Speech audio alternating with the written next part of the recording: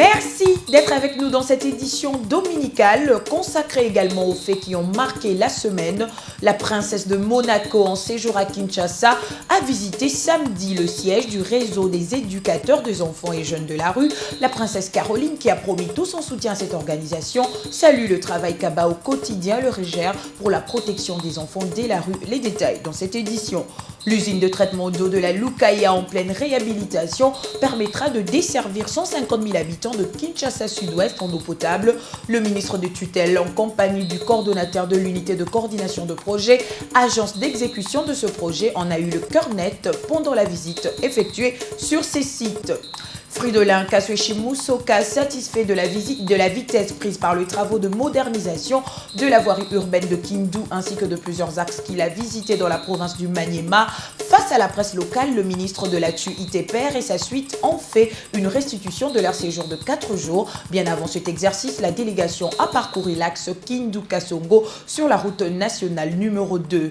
Enfin, le grand retour de l'abbé Malou Malou, cette fois comme président de la Commission électorale nationale indépendante. Les élus du peuple ont entériné vendredi la liste des animateurs du bureau de la Commission électorale nationale indépendante qui sera composée de 13 membres. Dans l'opinion, les avis restent partagés. Voilà pour le sommaire de cette édition. Mesdames et messieurs, vous informer est notre devoir. Bonsoir. Commençons par cette nouvelle. L'envoyé spécial du secrétaire général de l'ONU pour la région des Grands Lacs, Mary Robinson, salue la prochaine reprise des négociations entre le gouvernement congolais et la rébellion du M23 à Kampala. Dans une déclaration hier samedi, l'ex-présidente de l'Irlande a exhorté les deux parties à engager des discussions sérieuses afin de faire avancer la normalisation de la situation dans l'est de la République démocratique du Congo. Déjà ce dimanche, le M23 a dépêché une délégation dans la capitale ougandaise pour reprendre le dialogue. Cette délégation, conduite par René Abandi, a déclaré au cours d'une conférence de presse à Kampala que son mouvement revient négocier la paix conformément à la demande de la communauté internationale. La princesse de Monaco en séjour à Kinshasa a visité samedi le siège du réseau des éducateurs des enfants et jeunes de la rue. Elle a salué le travail qu'abat au quotidien les REGER pour la protection des enfants de la rue. La princesse Caroline, qui a promis tout son soutien à cette organisation, a indiqué par ailleurs que le REGER poursuit les mêmes objectifs que sa structure qui s'occupe également de l'encadrement de jeunes. Rosa Wazi. Une chanson de bienvenue qui traduit le vœu de ses enfants à l'accueil de la princesse de Monaco. Responsable d'une structure qui s'occupe des enfants à Monaco, la princesse de Monaco, Caroline, a voulu s'enquérir de la situation des enfants en rupture familiale en RDC. Elle s'est rendue tour à tour au REGER dans la commune des Kasavubu, au CPR Boboto, toujours dans la même commune, avant de se rendre au dernier centre opère dans la commune des Matete où sont hébergés ces enfants en rupture avec leur famille. La princesse de Monaco n'a pas manqué d'encourager ces ONG pour le travail qu'elles abattent pour le bien-être de ces enfants. Un geste salué par les charges de sensibilisation du REGER. Il est vrai que le REGER fait des activités qui sont connues au niveau de la ville de Kinshasa, mais qui n'étaient pas connues encore par la princesse. C'est pour cela que quand elle est arrivée chez nous, nous avons eu en fait à lui présenter toutes les activités que nous faisons avec les enfants à partir de la rue jusqu'à la réunification familiale. Très satisfait de cette visite, ces enfants ne cachent pas leur joie. Nous sommes contents de sa visite à Kinshasa. Nous croyons qu'elle va nous aider. Il y a plusieurs centres qui sont en difficulté. Nous espérons beaucoup de sa générosité. Cette visite a permis sans doute à la princesse de Monaco d'avoir une idée sur la mise en application de la protection des droits de l'enfant en RDC. L'usine de traitement d'eau de la Lukaya est en pleine réhabilitation, comme annonce en début de journal. Ces travaux d'une enveloppe globale de 27 millions de dollars américains lui permettront de desservir au moins 150 000 habitants de Kinshasa Sud-Ouest en eau potable. 2 réservoirs de 12 000 et 6 000 mètres cubes ont été construits, comme vous allez les découvrir dans cette descente du ministre des Ressources hydrauliques et électricité en compagnie du coordonnateur de l'unité de coordination de projet, agence d'exécution de ce projet. Les détails avec Rosa Wazi et Fiston Bouini. C'est une eau propre, traitée selon les normes internationales, que cette population de Mongafula a les privilèges de consommer. C'est ici, dans ces installations de la Régie des eaux, que tout se passe sous la surveillance des techniciens de cette entreprise affectée à la Lukaya. Toutes les explications sont fournies au ministre des Ressources hydrauliques et électricité et les coordonnateurs de l'unité de coordination de projet sur le fonctionnement de cette usine de traitement d'eau. Nous sommes dans la joie. Depuis 20 ans, aucune goutte d'eau n'est jaillissée des robinets au quartier Sebo, à Mongafula. Nous allions puiser de l'eau à la cité Pumbu.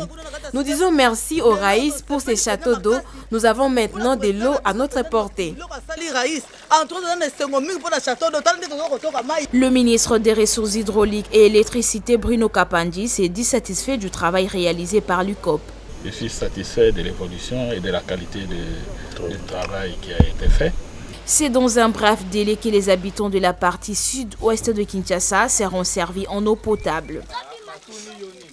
Le Centre national d'appui au développement et la participation populaire se félicite des réformes entreprises dans les secteurs de l'électricité, dont un projet de loi est en pleine discussion au Parlement. Le SENADEP exhorte les députés et sénateurs à prendre des décisions qui vont permettre d'améliorer le taux de desserte nationale en électricité pour faciliter l'investissement dans ces secteurs. Dani Singoma est directeur général de cette structure. On l'écoute. Déjà, elle porte sur la libéralisation du secteur de l'électricité. Et la libéralisation, nous savons ce que ça veut dire.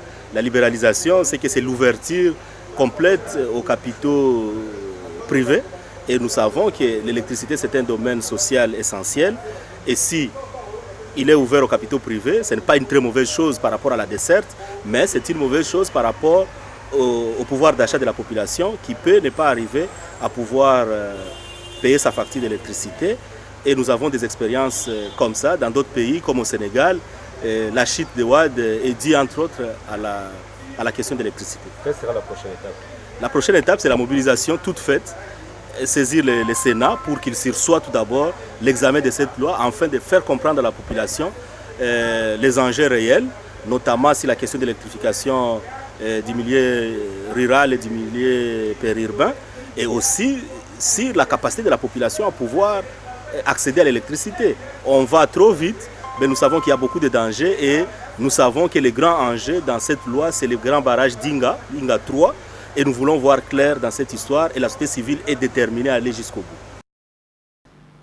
Le commissariat général à l'énergie atomique et les centres régionaux d'études nucléaires à Kinshasa ont organisé samedi une journée porte ouverte, une occasion en or offerte aux étudiants, chercheurs et professeurs de se faire une idée précise sur les 54 ans d'activité nucléaire menées par cette structure peu connue du public, alors que la République démocratique du Congo a été le premier pays africain à se doter d'un réacteur chimique. Mariam Boya, Evelyne Chibola pour les détails. Cette journée porte ouverte était une occasion pour les visiteurs de s'enquérir des explications sur cette structure qui assure la protection de personnes et des biens contre les dangers pouvant résulter de l'utilisation des rayonnements ionisants.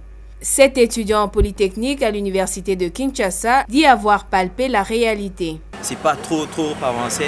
Nous voulons vraiment que les recherches puissent aller plus loin pour atteindre même le niveau de l'armée, comment nous pouvons contrôler le pays. Nous avons des richesses, nous avons de grandes potentialités d'uranium à l'intérieur, mais nous avons apprécié. Par ailleurs, Richesse Isalé, technicien à ce centre de recherche, explique le sens de cette journée. Aujourd'hui, c'est le 54e anniversaire. Alors, nous leur montrons l'importance du nucléaire. Comment est-ce que le nucléaire peut contribuer au développement socio-économique. Le commissariat général à l'énergie atomique entend s'étendre sur toute l'étendue du territoire national et rayonner par ses activités dans les différents secteurs de développement du pays. Il participe également à la réduction de la pauvreté en République démocratique du Congo.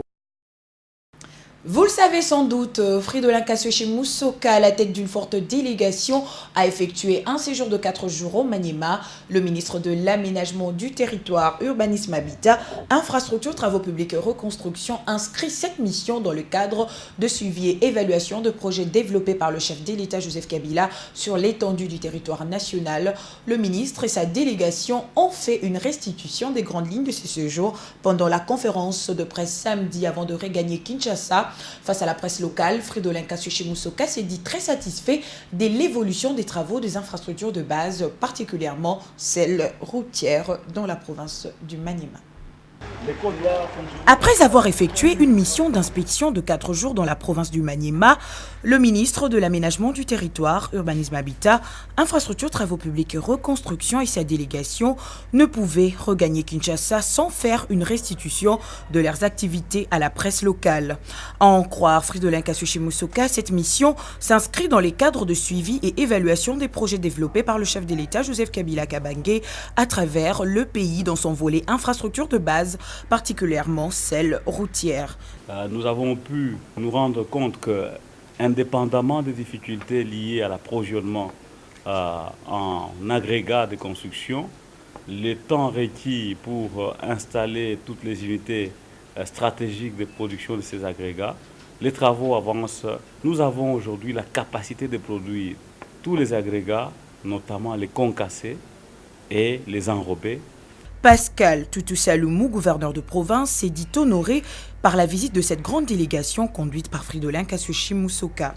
Ayant également pris part à cette mission d'inspection, Théophile Matondo, directeur général du BCECO, explique. Nous sommes rassurés qu'à ce jour, ce système fonctionne à merveille. Donc il y a un forage et un système d'adduction qui permet que les installations faites au niveau de l'aéroport puissent fonctionner à ce titre. L'Office des routes, représenté par son directeur général adjoint Floribert Moutouti Metila, ne peut cacher sa joie face à l'évolution des travaux au Maniema. Pour l'axe Kindu-Kasongo, nous avons eu certaines difficultés, c'est vrai, mais à la date d'aujourd'hui, la quasi-totalité des équipements sont arrivés et les chantiers ont repris. Jacques Baïpon, conseiller au Collège Infrastructure et Transport de la Primature, rassure que de moyens conséquents ont été mis en place par le gouvernement pour la relance des infrastructures. On peut citer comme l'un des objectifs la réhabilitation des 10 km de voirie dans chaque chef-lieu de province. Ici au Maniema, c'est déjà une opération qui est en cours, qui naguère était considérée comme un rêve. C'est dans l'après-midi du samedi 8 juin que Fridolin Kassoché Moussoka, ministre en charge des Travaux publics et reconstruction et toute sa suite, regagne la capitale, satisfait d'avoir accompli leur mission. Et bien avant ce face-à-face avec la presse locale, le ministre en charge des Travaux publics et reconstruction a parcouru l'axe Kindu-Kasongo sur la route nationale numéro 2. Question de se rendre compte de lui-même de l'évolution des travaux effectués sur ce tronçon par l'Office des routes avec les programmes PIRAM. C'est dans la matinée du vendredi 7 juin que le ministre de l'Aménagement du Territoire, Urbanisme, Habitat, Infrastructure, Travaux publics et Reconstruction et sa suite longe l'axe Kindu-Kasongo sur la RN2, soit environ 240 km. Au point de kilométrage 5, les engins de l'Office de route sont à pied d'œuvre, reprofilage, compactage, ouverture et rechargement de la route, question de la rendre encore plus praticable. Car cet axe, il y a 3 ans, pour la parcourir, c'était un véritable parcours de combattants. Mais grâce aux travaux effectués par l'Office de route, des concerts avec les bailleurs multilatéraux, comme le programme PIRAM, l'on peut mettre actuellement 4 heures de Kindu à Kipaka, soit 180 km au lieu d'une semaine, comme c'était le cas auparavant.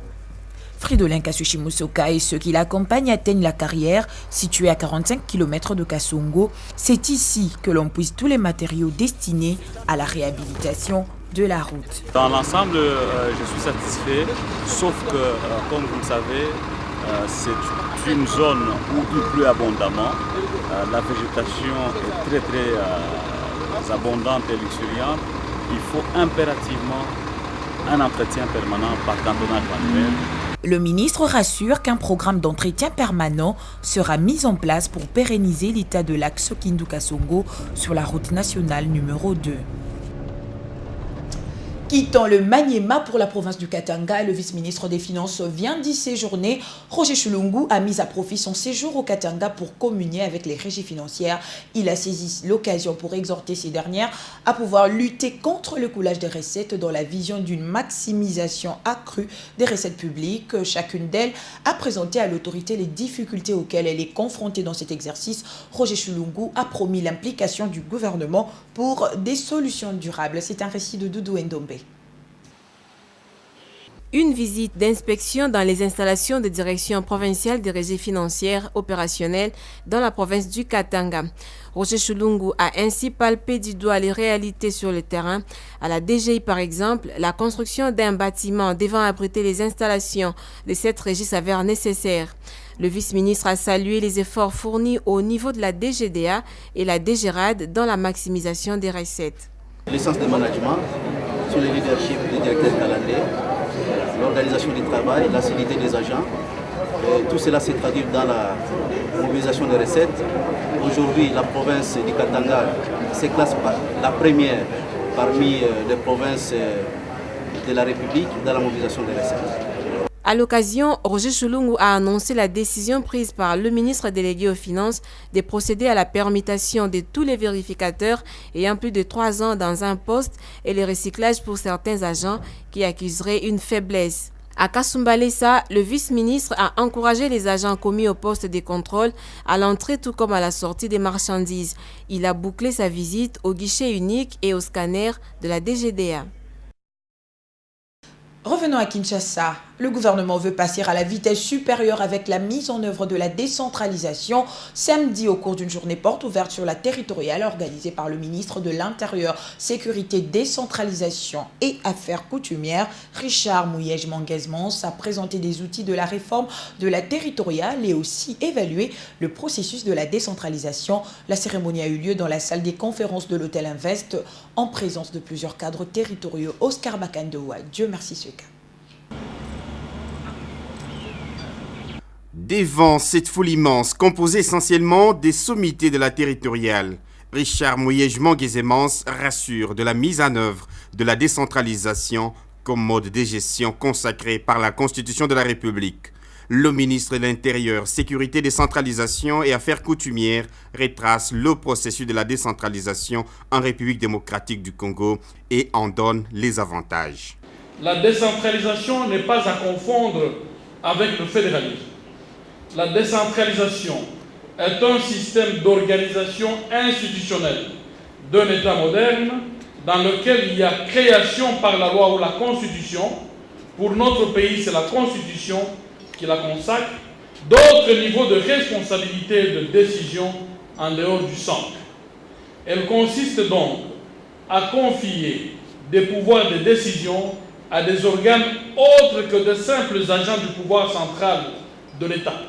Cette campagne nationale sur la décentralisation est prévue pour 3 mois à travers toutes les provinces de la RDC. Elle doit vulgariser la notion de décentralisation auprès des populations. Que la mise en œuvre est effective. Et cette mise en œuvre va se poursuivre et nous sommes décidés. Le gouvernement mettra les moyens qu'il faut et les partenaires sont décidés à nous accompagner, ce qui nous rassure. Nous sommes donc optimistes quant à ce. Et pour éviter justement la confusion de ceux qui croient qu'il y a des pesanteurs qui bloquent le déroulement ou la poursuite de cette mise en œuvre, nous avons décidé au niveau du gouvernement d'envoyer les membres du comité de pilotage, qui sont les membres du gouvernement, qui passeront dans différentes provinces pour faire les points. Tous les services du ministère sont mis à contribution pour la réussite de cette campagne, notamment la cellule technique d'appui à la décentralisation et le cadre stratégique de mise en œuvre de la décentralisation. À la Chambre basse du Parlement, les élus du peuple ont entériné vendredi la liste des animateurs du bureau de la Commission électorale nationale indépendante. L'équipe est composée de 13 membres, dont 6 pour les bureaux et 7 autres pour la plénière. Ce choix est le fruit d'un long processus qui a commencé à la plénière du 4 mai dernier, devaient expliquer les présidents de l'Assemblée nationale Obamina Kunjalanjoko, Serge Kwete, Thierry Kassongo. L'ambiance est inhabituelle dans la salle des congrès du Palais du Peuple. Avant cette ultime plénière qui devait entériner la liste des candidats retenus pour faire partie du bureau de la nouvelle CENI. Lorsqu'Obé Minakou et son bureau s'amènent au perchoir, la tension monte. La salle piaffe d'impatience de connaître le contenu de la communication du président de l'Assemblée nationale. Pour donner à cette séance tout son sens, le speaker de la Chambre basse retrace d'abord les difficultés, tractations qui ont conduit à la désignation des 13 oiseaux rares. À la lumière des options levées, le bureau a entrepris des consultations respectivement avec les présidents de nos parlementaires, ainsi que la nécessité de respecter le principe de la représentativité nationale et de la part. Sans trop de surprises, le questeur adjoint de l'Assemblée nationale est chargé de donner la lecture de la liste définitive avant de le soumettre à l'appréciation de l'auguste Assemblée. Rien à dire, c'est la mouture qui circulait dans les médias depuis quelques jours qui est confirmée. Abbé Apollinaire Malou revient à la tête de la centrale électorale en dépit des vives contestations. Les heureux nominés seront présentés bientôt devant les députés nationaux. Et cette composition de nouveaux animateurs de la CENI suscite des réactions au sein de l'opinion. Certains saluent la désignation de l'abbé Malou au poste de président. D'autres, par contre, ne voient aucun changement dans l'avenir avec cette nouvelle équipe, suivant leurs avis récoltés par nos reporters. Ça, c'est une imprudence que le pays a commis. Moi, lui, il a travaillé en 2006. Quel était le résultat? C'était la guerre. Bon, maintenant, en 2016, lui, il retourne encore. Pour quel résultat? Ça, c'est une imprudence. Personnellement, bon, j'adhère à la femme. Juste ça. J'accepte. C'est fait par les gens qui ont réfléchi. Voilà quoi. Il y a des chrétiens qui sont opposés parce qu'il semble que le Vatican a refusé que catholiques puissent se mêler dans la politique. La réaction, on peut dire, est négative de la part des catholiques. Et sachez que c'est ce lundi 10 juin à Mbandaka que 2 candidats qui sont restés en lice lors du scrutin de l'Équateur, à savoir Louis Koagalo Mbazete Gerembo et Jean-Lucien Boussa-Tongba, vont de nouveau s'affronter devant les députés provinciaux pour le poste de gouverneur en tête du premier tour avec 35 voix. Louis Koagalo se dit convaincu que les députés provinciaux de 2013 n'y sont plus ceux de 2006. Selon lui, les élus de l'Équateur ont acquis une maturité parlementaire et feront preuve ce lundi d'un bon choix. Ils savent qui peut les accompagner dans les développements de leur province. Pour son challenger Jean-Lucien Boussa, cette élection va opposer un homme qui a de l'énergie pour pouvoir bouger l'Équateur et un autre qui va apparaître comme administratif, donc qui fait faire le travail. Boussa dit incarner la réforme, le changement et la rupture. Le nouveau gouverneur qui sera connu ce lundi succédera à Jean-Claude Bayende Itafé-Iliko, révoqué en mars dernier par le chef de l'État après plusieurs mois de crise entre l'exécutif et l'Assemblée provinciale de l'Équateur. Les travaux du Forum économique international sur la croissance économique et la gouvernance sont clôturés vendredi dans la soirée. Des recommandations susceptibles de ramener l'économie congolaise au rang des économies intermédiaires d'ici 2015. Les participants plaident pour le changement des rapports de force autour des institutions qui gèrent les ressources de la République. Ce forum a été cofinancé par la Banque mondiale de Ndombe. Chopinpek. Au total, 60 recommandations sont formulées à l'intention du gouvernement, mais aussi de tous les acteurs qui interviennent dans les secteurs économiques. Dotées d'une teneur scientifique, elles font toutes des projections pour permettre à la RDC de se placer en ordre utile dans les concerts des nations dans le domaine de la gouvernance économique. Étant donné que la République démocratique du Congo souffre de la sous-fiscalisation, les participants ont proposé la création d'un fonds souverain en vue de lui permettre de disponibiliser les ressources au profit des générations futures. Jean-Baptiste Tagoma se charge de faire l'économie de toutes les résolutions de ces assises. Mettre en place une réglementation basée sur la transparence et créer un cadre judiciaire propice. Promouvoir une gestion de recettes publiques tenant compte des générations futures, c'est-à-dire épargner assez de ressources pour les générations futures. Matata Pogno, qui a représenté le chef de l'État à la clôture de ces travaux, reconnaît la pertinence des observations faites par le séminariste. Le gouvernement s'engage à les traduire en actes à travers des réformes vigoureuses et profondes. La nation congolaise a besoin de cette crème scientifique, de cette expertise professionnelle de haut niveau pour élever la productivité et accroître la richesse de façon exceptionnelle pour le mieux-être de la population longtemps meurtrie par les arts de la guerre et par la mauvaise gouvernance. Séance tenante, la deuxième édition du Forum économique international a été fixée du 8 au 9 mai de l'année prochaine. Promesse réalisée, le gouvernement engagé à faire reprendre les activités de la Société nationale de chemin de fer a tenu parole. Le Premier ministre a séjourné au Katanga lundi pour procéder à la cérémonie des remises de 9 locomotives à cette entreprise publique. Ainsi, les provinces du Katanga, du Maniema et les deux Kasaï vont renouer avec les activités économiques par voie ferroviaire. Les détails dans ce reportage de nos confrères de la Primature. Réception solennelle ce mardi 4 juin 2013 par le Premier ministre Matata Pogno Mapon de 9 locomotives acquises par la SNCC par un financement de la Banque mondiale et du gouvernement congolais. Cérémonie qui s'est déroulée dans les installations de la SNCC en présence de 7 membres du gouvernement central au milieu de plusieurs autres notabilités. Le tout ponctué par les allocutions successives de l'administrateur délégué ad intérim de la SNCC, du chargé des opérations de la Banque mondiale. Je suis tout d'abord fier de représenter la Banque mondiale à cette cérémonie qui pour nous est symbolique à plus d'un titre. Nous avions titré dans une tribune récente qu'il existait des signes sans équivoque qui indiquaient que la RDC avait tourné le dos aux années perdues.